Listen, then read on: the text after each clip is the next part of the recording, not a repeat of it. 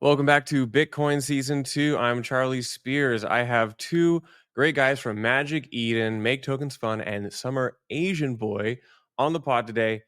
MagicEden, if you don't already know, does like the lion's share of volume in the Ordinals and I would say greater Bitcoin ecosystem and kind of drives the runes trading as well. We're going to talk about MagicEden's focus on Bitcoin this week, BTC week, they call it, their Mempool counter sniping mitigation, and the Ordinals/runes ecosystem overall. I think there's something in this for everyone, whether you're a degen to someone who wants to talk about the technical implementation of their RBF mitigation. But we're going to talk about how MagicEden works over the hood and under the hood. But first, a word from our sponsor. Bitcoin Season 2 is brought to you by Botanix. Botanix Labs is pioneering a new direction for DeFi with the first EVM L2 running on Bitcoin that's built to be forward secure, decentralized, and share gas fees generated by the network with users. See the future of DeFi at Botanix, botanixlabs.xyz. Okay, welcome to the podcast, Summer Asian Boy and Make Tokens Fun. Glad to have you guys here. Yeah. Thank you for having us. Yeah. And I'm just going to call Make Tokens Fun Matthew, and I'm going to call Summer Asian Boy because I like those names. I think it makes the most sense in my head. But can you each of you give me a little intro? Like, who are you guys? How long have you been at MagicEden? What do you do? And why did you choose your particular profile picture? I'll toss it to you, Matthew, first. Yeah. Thank you so much for having us. So I've been in MagicEden since I want to say April, so not terribly long. And since I joined, I've been the product manager on the Ordinals and Runes ecosystems and marketplaces. And prior to joining MagicEden, I worked in crypto at an exchange, managing funding and also an NFT marketplace. And I picked my puppet. Yeah, you got a puppet too. Yeah. So I picked the puppet just because around the time I got into Ordinals was pretty close to the puppet mint date, or actually I was active like a few months before that. And when I saw it coming around, I was just like, this is the funniest thing. And so I got one early on and then kind of just blew up a little bit. So yeah, you picked a good horse to ride on, and it's been a fun. I love me some puppets. I have a few myself. Summer Asian Boy, how long you been with MagicEden? What do? You seem like one of the main guys behind the new tech coming out here. Yeah, for sure. I actually joined MagicEden probably like about last June. But yeah, it was definitely like a very fortuitous time for me to join. I think as I was interviewing, I saw all the articles that MagicEden put out as they did their hackathon to build up this Ordinals marketplace. I was like, well, that'll be interesting to work on that. And history shows itself, and now I'm really working on it for sure. And then before that, I did get my feet wet into crypto. I joined a startup with a friend of mine, working on actually decentralized social media. Actually, we built some kind of Instagram app on top of a layer 1 blockchain. Not as big as Farcaster, but somewhere within that realm. And I definitely got into that during that 2021 bull market. Even though it dropped down and then the company went under, I still stuck with crypto. So you stuck with it, and now you've got I believe it's a commoners as your profile picture. That's kind of that's a niche one. That's the uncommons collection, right? It's the commoners collections. Yeah, the uncommon, the first 10K uncommon. Honestly, I really I don't know if it's just being very self involved or whatever, but I really enjoy PFPs that actually just look like me. So that's basically Yeah, well, I'm in a way I'm both happy and sad that I don't look like a puppet. So I just kept my boomer LinkedIn profile picture. So still sitting on my hands there. Okay, so MagicEden originally started in Solana, went cross-chain, been pretty active in the Bitcoin space. Sounds like they've been hiring towards this kind of focus on Bitcoin. And Matthew, you you and MagicEden put out a video this past week talking about, quote, the rich Bitcoin ecosystem. This seems to indicate like a pretty major focus in this direction on Bitcoin for MagicEden. If I'm intuiting this correctly, like this is a pretty big move and like pretty intentioned focus for MagicEden to lean into Bitcoin right now.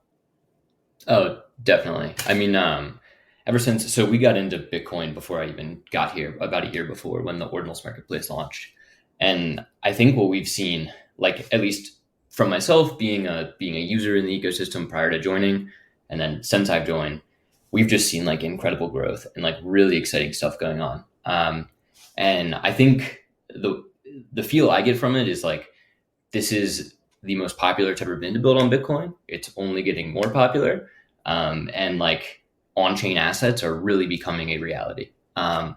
So I mean, I think the opportunity is just incredible, and so we're really excited to invest in this ecosystem and to like move further into it.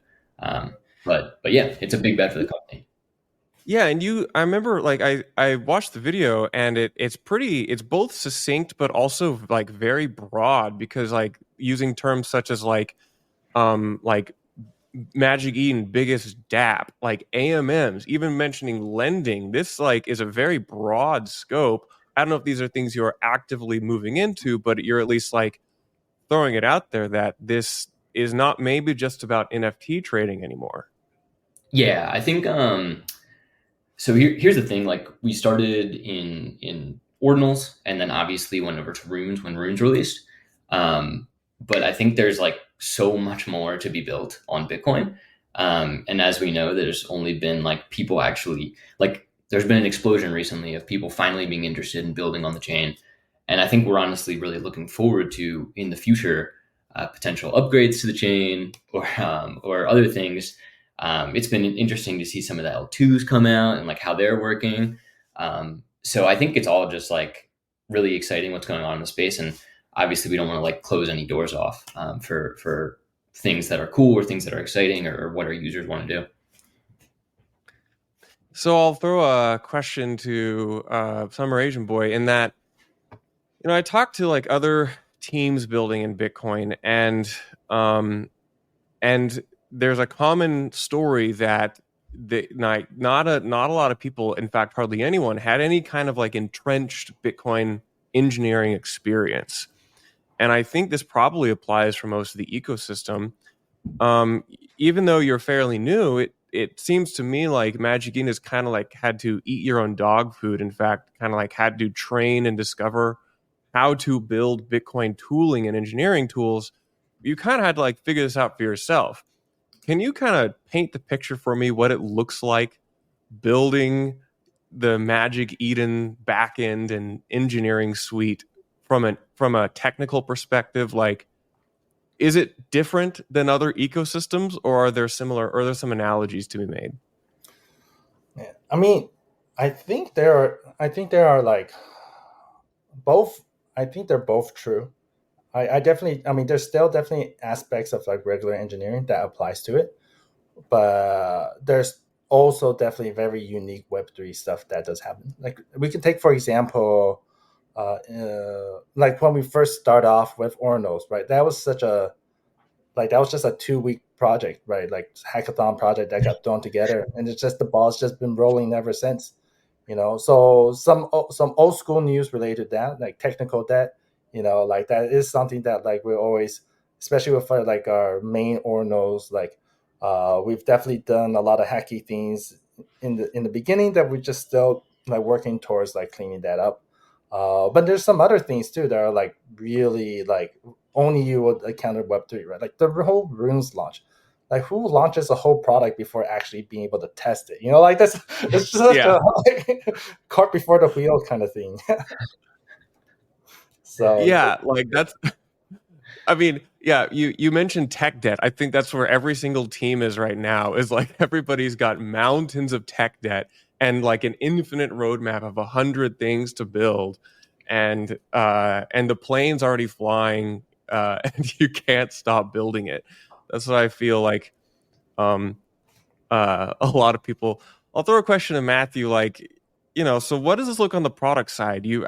This is probably one of the weirdest product manager, product focused businesses to build in right now. Like, we know kind of what your audience might want some things that look like, but you have to reconcile that with what Bitcoin can do. Can you just talk me through how you do this as on the product side? Oh my gosh, I'd say that's definitely one of the biggest challenges in this role. Just because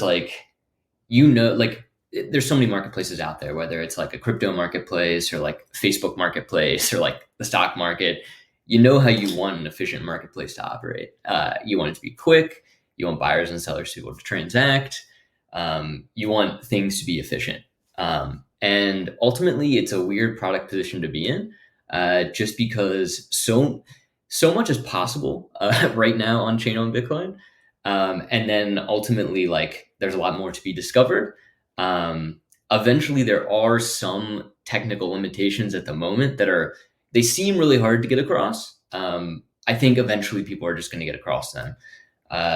So ultimately, the difficulty is, like, I know what the users want.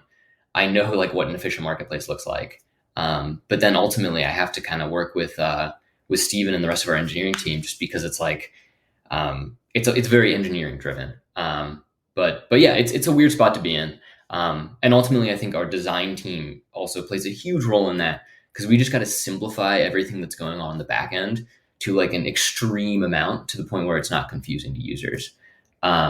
Because, and to go on for that for a second, like, every new user that comes from another chain, or like any new user in general, we'd like to make it like easier for them to understand too. So yeah, it's a difficult spot, but that's what makes it exciting. Yeah, I almost find that it's like it's already such a lift to explain it to the design team that you're like, how in the world are we ever going to explain this to the end user? Luckily for us, luckily for us, our designer actually is like very, very in the weeds as well as a lot of the rest of our team. So that definitely makes things a lot easier. I mean, I feel like it extends to you, because I saw your tweet and I don't know like what your background in Bitcoin is, but like you had a very good succinct summary over like the particular RBF sniping mitigation. And I thought that was like, wow, like I don't know a lot of product managers who can like actually explain what's going on in a pretty effective way. So I thought that was pretty indicative of like you kind of got to train the entire team what's going on. And that gets us so tricky. It's like it extends to everyone, because like marketing ops, like everyone needs to know like all the intricacies of Bitcoin a little bit to be able to understand and build in the market and communicate it as well. Yeah, it's like the old adage where you like those who can. It takes like deep knowledge to explain things clearly and simply. And this is why I like Casey so much, because he's able to take these very abstract concepts and very technical concepts and distill them into communicable ideas. So let's just get to I think the most interesting thing this week is where you guys rolled out an innovative counter sniping mitigation. And am I correct, Summer Asian Boy, that you were pretty involved in designing this at a technical level?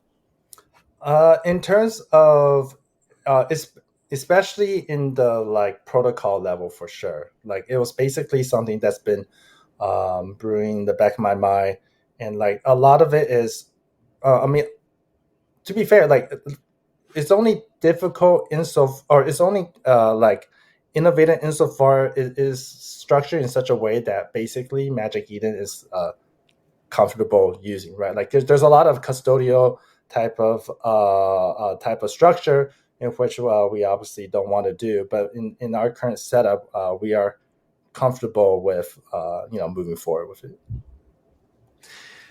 Yeah. So for anyone who got this far in the episode and hasn't read like your explainer threads, I'll invite you to give I would say a moderately technical explanation of it, because I try to invite both the Degen and like the kind of Bitcoin developer to listen to this. Explain to me, Stephen, how this series of transactions works to prevent RBF sniping?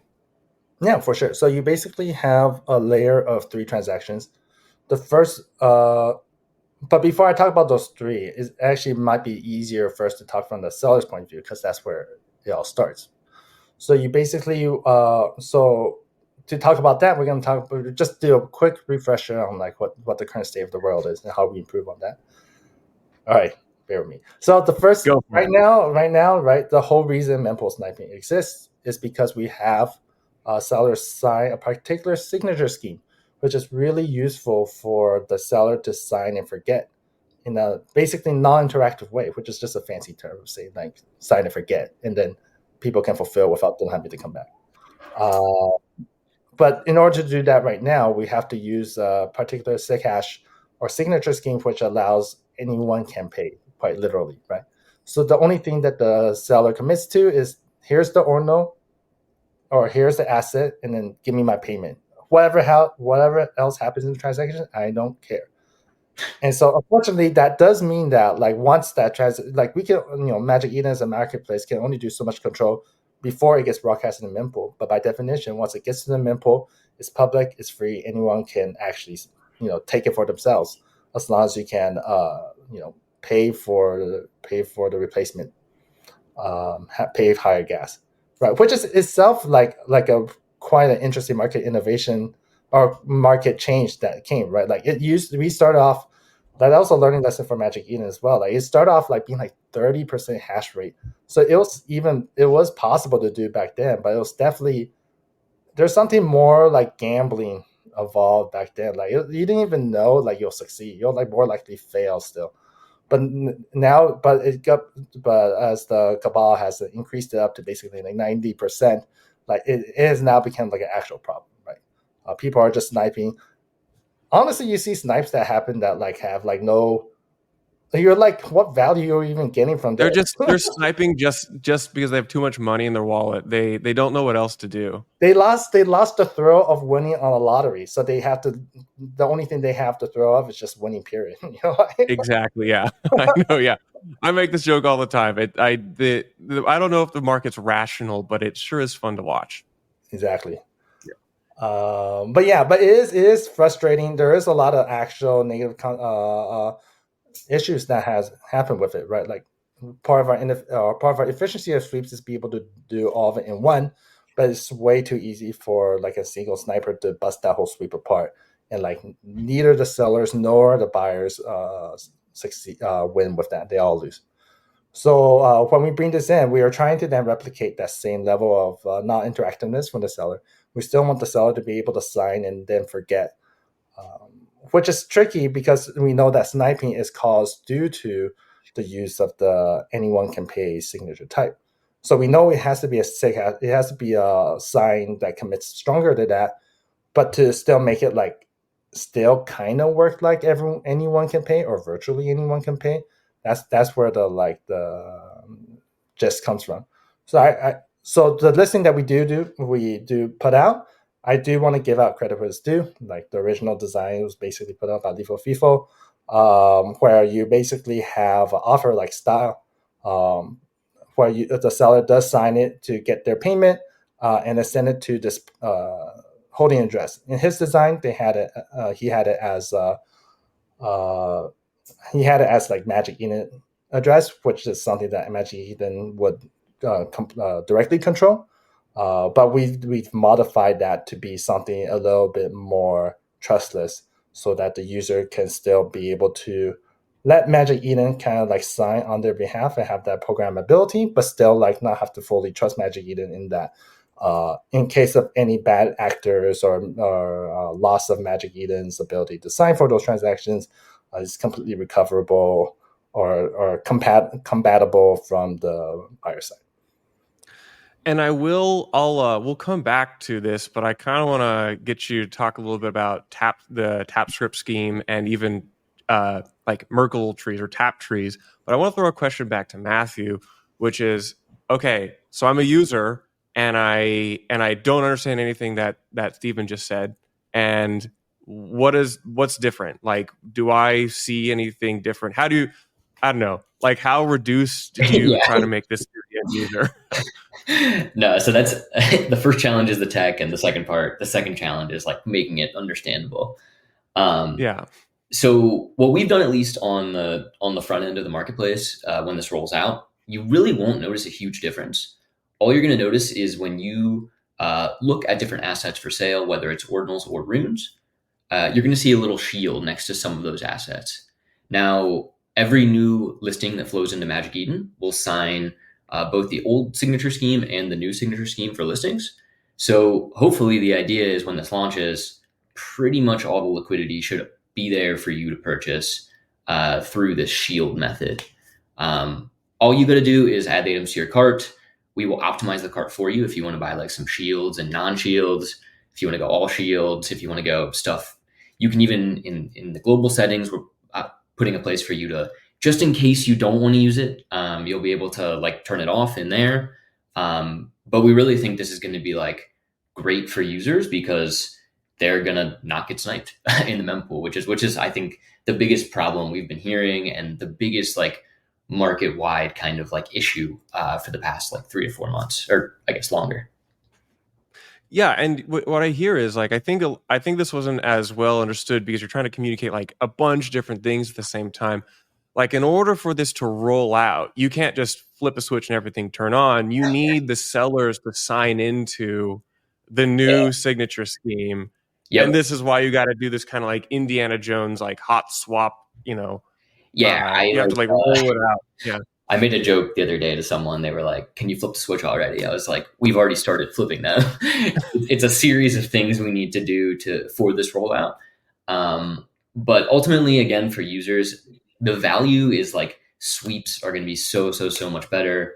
Buying grails, those were susceptible to sniping as well in the mempool. So like, hopefully that goes a lot smoother.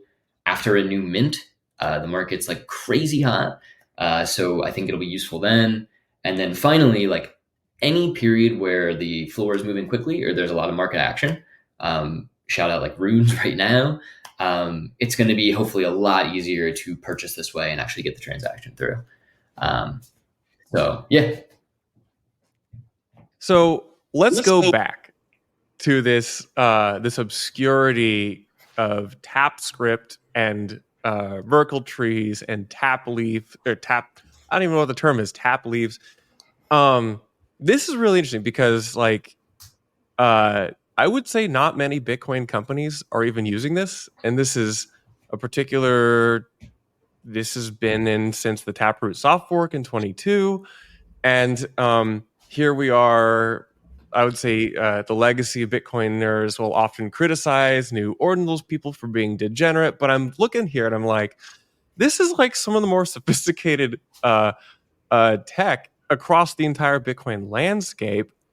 So, Stephen, walk me through this particular twist. You said shout out Lifo FIFO, and therefore I guess shout out Greg. But like you guys added this interesting tap script or tap tree into this signature scheme. Explain this to me. Yeah, for sure. Basically, so when I remember seeing like this whole tap script and like finding like learning about Merkle tree. Just for reference, by the way, this whole like knowledge of Bitcoin, like I picked it up completely on MagicEden's time. I had zero knowledge of Bitcoin before joining them, so I literally was like a sponge like the first 2 months trying to learn everything. And I really found like the whole Merkle tree kind of like really fascinating, just like how efficiently you can like encode information. And so I actually started thinking about like tap trees. Actually, back when like if you guys remember when MagicEden tried to do BRC20, like that was something that I was also considering as well in terms of like, can we like improve fungibility there somehow by like some crazy scheme where you encode like all, because like inscriptions itself actually is a tap script too, right? Like it doesn't really there's no need to have like multiple potential reveals of an inscription, but you could imagine that you did like some kind of like scheme where you like committed to a tree that actually had like one of many potential reveals that you wanted into a specific inscription at the time, right? Like it didn't really make sense at the end because of the gas, but it was kind of you could do that. if anyone wants to do a crazy, obscure, technical approach to an inscription, you could do it. You could do it. I don't think it would just be even more gas inefficient. So it didn't really Yeah. make sense from that point of view. That's also kind of part of the fun too, like building out in like specifically in Magic Eden land, right? Because you're kind of like trying to push the boundary of like the tech, but also like in the constraints of like what actually people will use, right? Like, and that's where the fun innovation comes. So for point, but anyway, circling back to when we got to here, I was also like brainstorming, like, well, if I didn't worry about practicality, I was like, well, why not just do like, a multi 2 multi-sig with every single user you could ever possibly want against Magic Eden.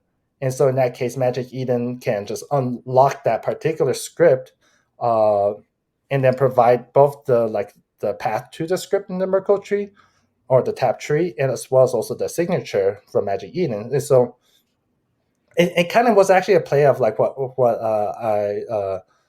was originally developed for auctions as well, where we had like the 2 of 2 multi-sig, and we used the Magic Eden signature more of a cosigner to basically approve what the user did, right? And so it kind of had like the same echoes, where Magic Eden is really just a cosigner to like unlock this particular script. In this case, though, this is less about authorizing. Well, in a sense, it is authorizing, right? Like many people, just like anyone can like spend for this, but with the caveat of like whoever Magic Eden decides to authorize, in a sense. And then so you use that detail, and then you like give that upfront to the buyer before they even like broadcast anything. Then you kind of like fulfill the like necessary requirements of like the user be able to have like a trustless way of retrieving that funds if like that broadcast gets sent to Mempool and then Magic Eden just shuts down and disappears. One way I try to explain Merkle trees, or even just these trees in general, is like you can encode vast amounts of information into small little packets that you put into a transaction, the root, if you will, which is kind of crazy because I was hearing Rindell from the Tapper Wizards talking about how like everything is just Merkle trees, and the more I understand about Bitcoin, the more I'm like, that is actually true. It's just Merkle trees all the way down. What kind of this might be a kind of a specific question, but like how many signatures might we be encoding into the root hash here? Because like, are we talking about like tens of thousands of wallets and signatures? What are we talking about here? Oh, okay. So the number of wallets we're supporting is actually any Taproot address that ever interacted with Ordinals or runes, period. So right now it's like it's over 500,000 now, right? It's like 3 million right now, and 3 million. Okay.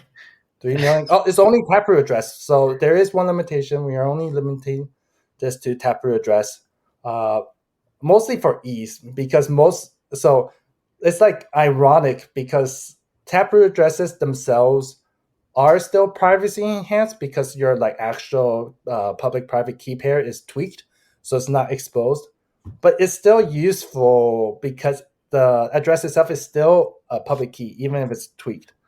So like encoding that public key into a script means that even though your key isn't exposed, you can still, I know that you're able to sign for it because of how Taproot works. Yeah. So going back to Matthew here, so like this is a gradual rollout process, and this podcast I think I'll drop it Saturday morning. You guys have been rolling out, I think starting today, you said, the Mempool sniping protection. Where do we think we are like next week? Where's like the average user? Are they going to see a lot of shields on their UI, or what is that? I don't know. What are your thoughts on what this looks like? Yeah. So I think I don't want to commit to any like specific date on the show, just in case. You can caveat it. This is I think in the next like few weeks, we'll start to see stuff roll out on the front end, and like, and I'm talking about unlocking the buying path, because the listing path is already fully out. But once that goes up, I'm really hopeful, especially for like the new mints, for the sweeps, for the Grail purchases, for all those use cases. Um, our hope is just that this path makes trading a lot easier and a lot better. And maybe it can bring old people back to Ordinals who have turned away and runes, or new users in. Yeah, I guess I got a question back to you then. Like you've mentioned that maybe a couple people were discouraged from the whole trading experience because of sniping. Certainly shit going down didn't help. Like when prices go down, people lose interest. Like do you think that that is actually a significant driver of just like the trading experience, the sniping experience? I'm not as like dialed into like user behavior. I'm famously kind of Yeah. a little bit like dumb about it. But yeah, what's your thoughts here? You're probably being a little biased, but no, of course it was. I think it was the number one driver over the past like 5-6 months of people turning away from the market. To be honest with you, because I think the experience was just. I remember the first time it happened to me, like long before I worked at MagicEden, and I was like, okay, I wasn't sure of like the exact amount of Bitcoin in my wallet before this happened. I tried to sweep like or tried to make like a bunch of purchases, and then I noticed one wasn't in there. Where's the Bitcoin? Like what's going on in this solution? And so for someone new to the ecosystem or new to trading these things, it's just like a big churner for people. And then ultimately, I think like speaking on the broader market structure, when the seller is not actually able to accrue all the value of an asset, and there starts to be a third party that sneaks in there, that being the miner, and then a lot of the value of the asset starts to flow to like, let's say, 95% to the seller, 5% to the miner. When the incentive structure isn't correct there, I don't think it was like an optimal market for assets to be traded. So I'm really hopeful that by just having buyer and seller, like a lot less friction, no random third people coming in the middle at the last minute, I think it should like hopefully help the trading experience a lot. I mean, I'm a Bitcoin miner myself, and this summer was incredibly painful. But I think, but I agree with you. Like, as much as I want my rigs to survive and to stay online, that's a bad market structure. It's a bad experience, and overall, like, it discourages long-term healthy activity growth. So, like, I do like to see solutions like this emerge. Yeah, I mean, like it's not hard to like infer why markets in general are usually a buyer and a seller interacting without like a random auction system going on as well. So yeah, I'm really hopeful that at least like for ordinals and runes, it should really help out the on-chain activity.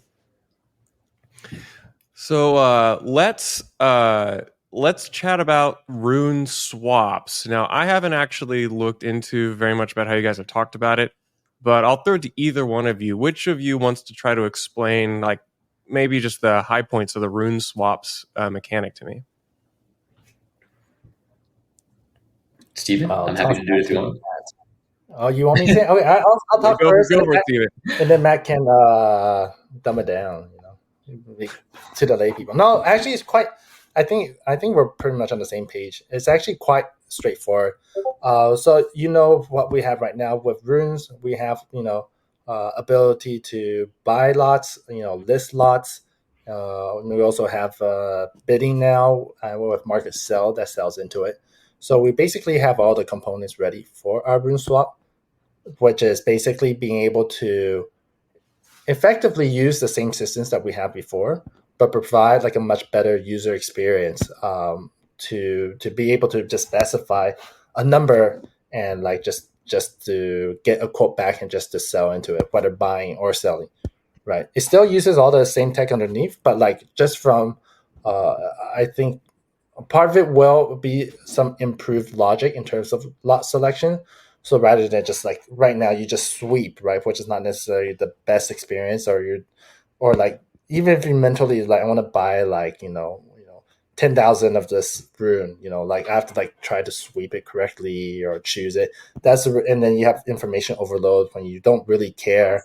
You're like, should I care about these lot sizes? No, all of this is just abstracted away into an interface, which then tells you on a much higher level and on a more user level of like what you really care about anyways.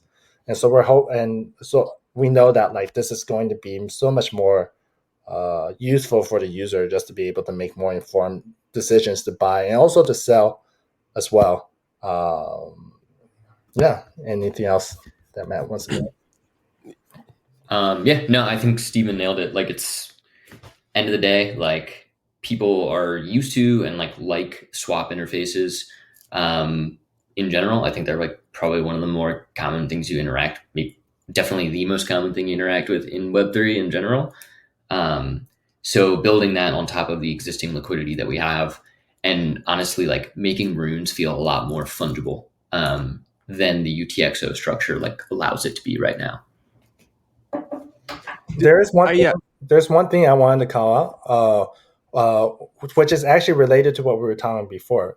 So in part of releasing our rune swap, we do like it was also very imperative of like purchases like generally succeeding, right? So our protections for buying will be in place when we release rune swap, so that like you won't have this weird issue where you like swap into a rune, but then oops, nothing's there. Yeah. Does that mean you guys are like handling the like some of the splits whenever are you if you've got like the giant lot size which like bricks floors or whatever?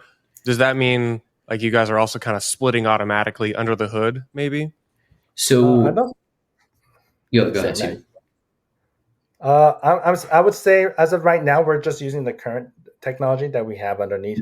But there are things that which we can do, which is like normally if you have like I think the market generally has been doing this as well, right? If you have a brick and you have like more real lots behind that brick, that wall, right, will more likely be optimizing towards like trying to fill, the amount that you have. Obviously, if you're trying to buy large enough that can fit that huge wall, then definitely we'll fill with that wall in mind. But we'll definitely optimize for like being able to fit the amount that you really want with some I forget if it's like configurable tolerance, but at least some display tolerance from the floor in which like it'll work. Yeah, and it's funny. Yeah, go for it, Matt. I was just gonna say to add on that, like it's to add on that. I think talking about like building markets again. So when the floor is bricked, obviously it sucks for everyone because the floor like for all the buyers, it's a problem because the floor price is stuck. But I think what swap's going to really help with too is like, again, like Steven said, there's like we'll have like price tolerance settings. So I think for users coming into this market that are unfamiliar with the lot selector or like scrolling down the lots to like pick out the size of lots and everything like that, it's going to help them purchase or find and purchase liquidity that is a healthy distance for them from the floor. So like, I mean, you do this on every other chain, like what's your swap tolerance on Solana? It's like not a terribly different like idea. And then when that happens, when the brick maybe becomes isolated from the rest of the floor, then there's maybe an opportunity for someone to come in and like use the market in that way in terms of like purchasing that lot and finding value because now it's a higher price. So I think like people being able to access the liquidity more frequently and like through this new interface, I hope will help with that too. So kind of like a natural way for it to get worked out. Yeah, it's funny to think about. I'm not a UI designer, but I'm familiar with the idea of like intent-driven design or whatever. It's like the user intends to do something and they get to do that thing. And it's funny because Bitcoin has created like whatever the opposite of that is.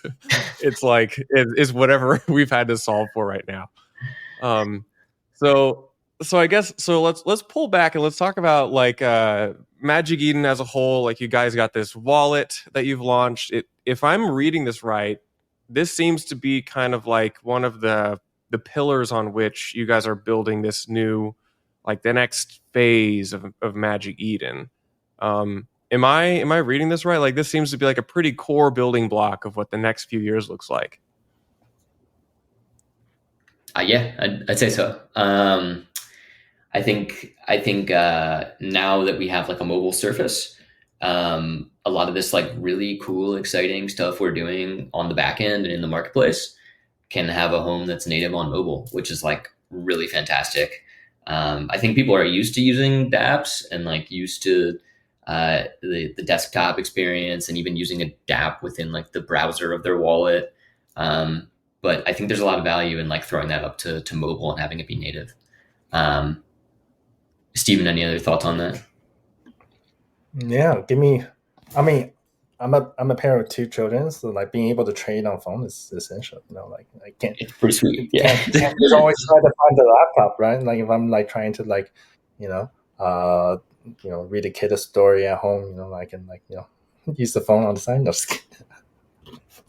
Yeah, like if I'm on, I go on long runs, and for some reason stuff likes to go up and down whenever I'm like 3 miles out from my computer. But I have my phone, so I need to either offload or take a position on something, when I'm far away from home. So looking forward to more options to do that. You gotta stop putting yourself in risky positions before you exercise. Exactly, yeah. Otherwise, I gotta get home really, really fast, so my pace gets faster. Okay, so let's talk about Matthew. You're pretty clear in, again, this video which you guys put out at the beginning of the week. Like there may be soft forks on the horizon for Bitcoin. You guys are clearly looking at this. If I can intuit, you guys are generally probably pro most soft forks. Where do you guys stand here? What is your thought? I'm going to ask you first, Matthew, and then I'll rotate to Steven. But like, where's your head on the topic of soft forks? MagicEden now probably represents one of the largest stakeholders in the on-chain economy. So like, this is like, you guys are pretty. Like if there's a soft fork, I would expect you guys to be one of the first people to build stuff utilizing that soft fork. Yeah. No, fantastic question. I think my perspective on this is ultimately we serve the collectors and the traders on our platform, and we serve like the Bitcoin community as a whole. So like in terms of like what I think, like I think the users and the collectors and the traders and the community that we interact with every day, like wherever they are is obviously where we want to serve them. So yeah, that's kind of like, I know that's kind of like a non-answer, but I know it was a very diplomatic answer. I Don't know worry. I'm kind of pressing you here. You have me here to give the welcome. Yeah, Steven, what are your thoughts? Well, I mean, we're talking about soft fork, right? Like, it's no beating Yeah. around the bush which soft fork we're referring to, which is UpCap. Yeah. And when I think about UpCap, yes, I mean, I think many companies, including us, would be very excited to work towards building with that technology, right? I think that yet to like fully figure out exactly how MagicEden wants to use it, but there's definitely ideas of like improving, like potentially improving our liquidity with like bids, for example. Like if we can make the bidding wallet, for example, fully trustless with a covenant, for example, like we can expand the amount of like features that we build into it quite drastically, right? For example, I don't know if we'll be quite there with like AMMs and so forth with it, but we can definitely improve a lot of things that we have, and even potentially open up new innovation depending on how the market goes. But yeah, more program. I'm all down for programmability to whoever the market tolerates for Bitcoin. The stuff we could do. Those are good. I was gonna say the stuff we could do would be, it would expand our horizons a lot. That's kind of that's my takeaway is like, okay, it's I would love to see more than like the same like 3 or 4 like ideas with if we were to have cats or covenants. Like there's a lot of things you could do, and just even just looking at the TapTree implementation you guys did, like this is 2 years after Taproot, and nobody, as far as I'm aware, had really done anything product focused or even really used it at scale. So like my view is like the more tools we have, the more people who are like you guys out there with users and products trying to build cool stuff, the better. So I think Cat gives you a very, very big tool in your tool chest. I would like to I don't know. Like, if I'd love to see if there's any Magic Eden people, either you guys, to come out to our conference in Boston, November 9th, where we got a lot of the Bitcoin developers, and we're going to be talking about soft forks. But enough about that. Let's wrap this conversation up. I mean, where do you guys think? Where do you guys think Bitcoin goes? Not the price, but just where do you think the Bitcoin? What do you think the Bitcoin economy looks like as we close out the year?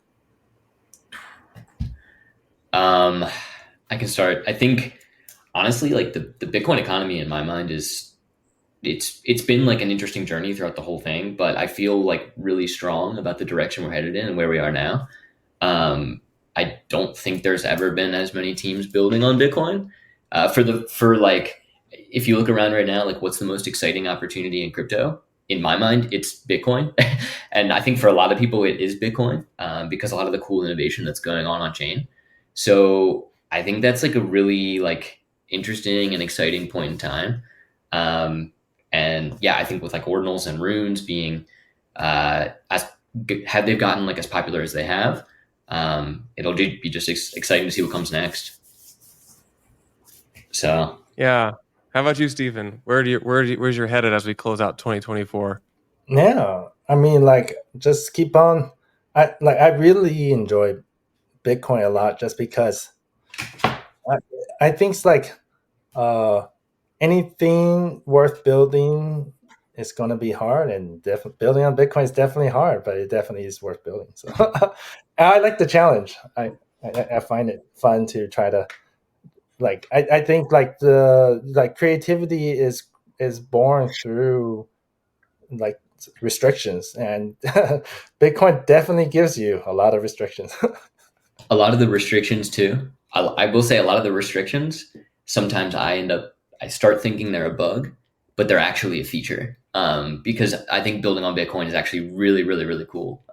Like Stephen said, and having a hard challenge makes it worthwhile to solve it. Great. I'm excited about the on-chain economy. I'm excited about the future technical innovations of Bitcoin and Bitcoin product-focused Bitcoin stuff. Thank you guys both so much for coming on the podcast. I'm excited to talk to you guys more and maybe someday see you in person. So cheers. Yeah, sounds good. Thank you.